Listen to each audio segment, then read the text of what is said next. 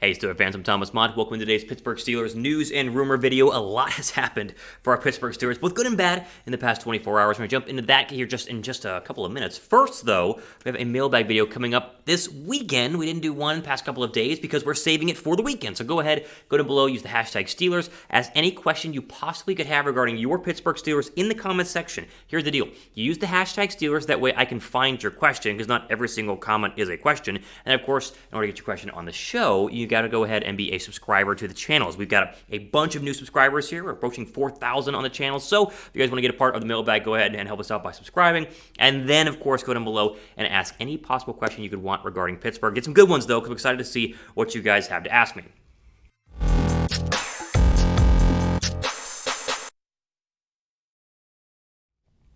All right, let's jump to the latest Pittsburgh Steelers news and rumors here on a Wednesday, and thankfully, we have good injury news. Now, any injury news is bad injury news, but we have good injury news as the update on Chase Claypool is that he's okay. Now, you don't know what happened. He suffered an ankle injury in practice yesterday, and it was bad. There was video of him going down, clutching his ankle, the medical team running over there. He looks like he's in a lot of pain, and then Big Ben, and I think it was Ebron, or was different, I forget who was the other person helping him, arm around the shoulder, and basically helped him walk off the field. I think all of us kind of collectively held our breaths and said, this is going to be bad. Claypool could be out for a while. How bad is it? Blah, blah, blah. And then it turns out it seems to be, according to sources, just an ankle sprain. Now, Claypool, as we'll show you, did indicate that he seems to be good to go. However, I would not expect Chase Claypool to be back at practice anytime soon. I think this would probably rule him out for the upcoming preseason game. They haven't said that yet, but I would assume you will not see Chase Claypool out there, as he was out there a lot the past couple of games. He still is a second-year wide receiver trying to get some reps, so he's not being rested as much as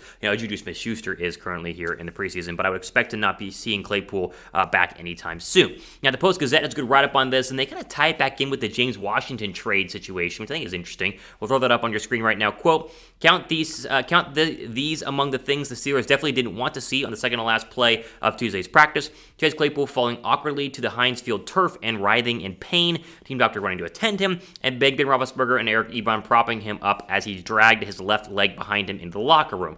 A source says Claypool suffered an ankle sprain. The sight of him being helped off the field does highlight why trading a player such as James Washington would be foolish, end quote. More on that in just 1 second. First, here is the Claypool assurance tweet, which I think was something we all liked. It's like 20,000 likes on Twitter because all of us were like, okay, good, all is well.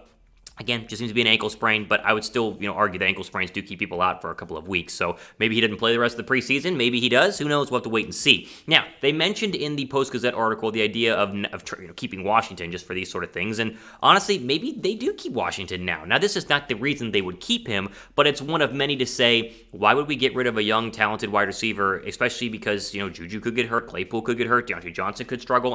The idea that you just go ahead and get rid of him because he wants out is to me a little bit iffy. Now, if the right offer came, someone wants to give you a third or fourth round draft pick for James Washington, then sure, go ahead and trade him. That's a pretty darn good offer for somebody who has not lived up to his his second-round draft pick overall talent and what he should have been coming out of Oklahoma State. But I do think that this Claypool thing might make them just think a little bit harder about, do we want to just give him up for a sixth-round draft pick? No, let's go ahead and keep him. Plus, they haven't traded him, and he requested a trade a couple of weeks ago, so I would argue that they're probably going to go ahead and keep James Washington. They're probably waiting to see if some team has a major wide receiver injury, and then that team will overpay, like we just talked about, for a guy like James Washington, but I just don't see that happening anytime soon. And we don't want anyone to get injured either, so I think it's going to be a win-win here. I think Washington will go ahead and stay in Pittsburgh, and of course, the big news is that Chase Claypool, the ankle, it's all good, it's okay, no issues there. Whew, goodness gracious, that was scary. How concerned are you with the Claypool injury from a scale of 1 to 10? I'm not that concerned. Again, ankles can be finicky and they can linger, but I'm at like a 3 or a 4 right now. Ankle sprain is way better than, dislocation, heaven forbid, or, something more break. That would have been terrible. So give me your concern level for Chase Claypool on an injury scale, on a scale from 1 to 10 down below right now in the comment section. All right, before we go ahead and keep going here, I know you guys like to bet on Steeler games. We have a crazy good promo with our friends at BetUS to get you guys up and running and betting with them on your Pittsburgh Steelers. So right now, go to chatsports.com/bet. When you use the promo code STEELERS125, you get a 125% deposit bonus whenever you first sign up. So if you're brand new, make your account, go to use our link, chatsports.com/bet, put the promo code in, STEELERS125, put your $100 down, and that will turn into $225 to bet on whatever you want. And there are some pretty darn good numbers right now in terms of chances for, let's say, Najee Harris to win Offensive Rookie of the Year, plus 750. Offensive Rookie of the Year, I mean, that's a pretty darn good likelihood, I think. I mean, not bad. You look at the other first-round guys out there, Devontae Smith, Jalen Waddle's going to be there potentially, but Najee Harris plus 750. You put $100 down, you win $750. Put $10 down, you win $75 if he wins Offensive Rookie of the Year. And then, of course, TJ Watt, Defensive Player of the Year, plus 800 is crazy numbers. And when Watt could very easily be Defensive Player of the Year, that's, again, put $100 down, you win $800 if TJ Watt wins Defensive Player of the Year. Get betting and get started with our friends at BetUS, chatsports.com/bet. Use that promo code again, Steelers125 for that 125% deposit bonus.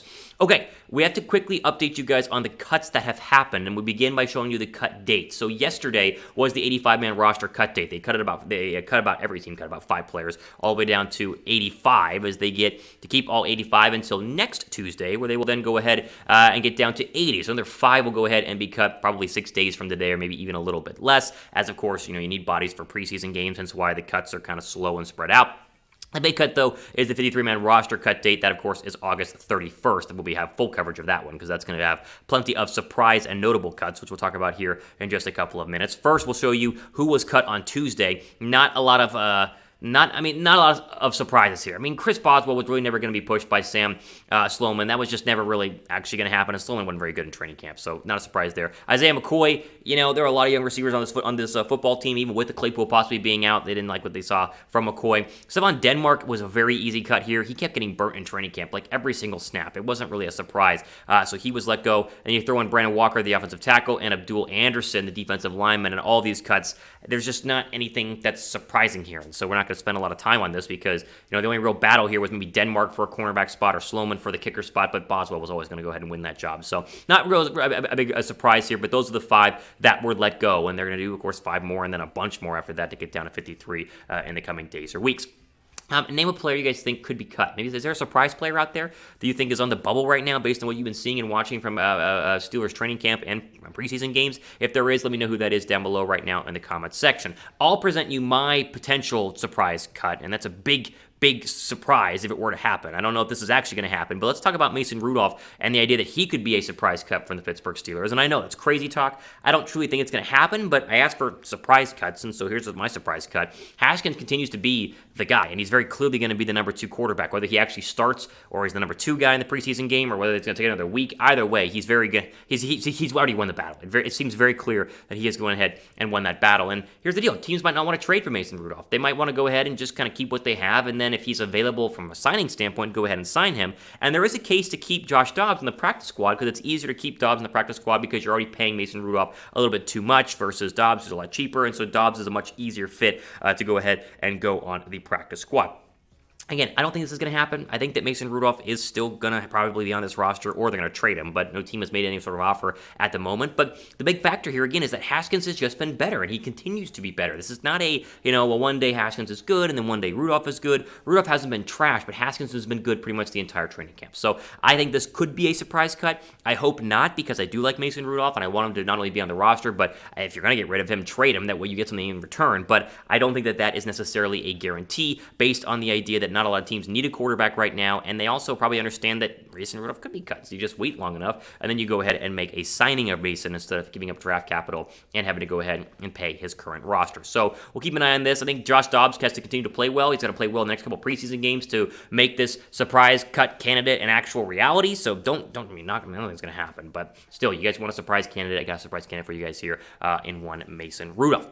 Okay, if you'd rather, let's just say that Rudolph is the number 3 quarterback on this team. Who'd you rather keep as the 3rd and final quarterback? Is it Rudolph or Josh Dobbs? I think most of you guys will go ahead and type MR down below for Mason Rudolph, but are there some Dobbs lovers out there? I'm very curious. Give me your thoughts in the comments section. JD for Josh Dobbs or MR for keeping one of them for Mason Rudolph. All right, ultimate for today here on our Pittsburgh Steelers Talk News and Rumor video. We got you guys up to date on the Claypool injury. It's what we do here. We get you guys stuff as quickly as we can after the fact. The good news is he looks healthy and should be good to go, or he is not severely injured. And we'll see him back on the practice field hopefully soon, but we don't know how soon. And then, of course, before we do end, make sure you guys are subscribed to the channel. Use the hashtag Steelers for your mailbag questions, as we're going to do a mailbag video in the next couple of days. And you should always be subscribed because that's the way to get on the mailbag videos, and it keeps you up to date on everything that's happening with us here at the channel. Again, ultimate for today here on our Pittsburgh Steelers News and Rumor video. I am your host, Thomas Mott. As we are out of time, we'll go ahead and sign off. Stay safe out there. Enjoy the rest of your day.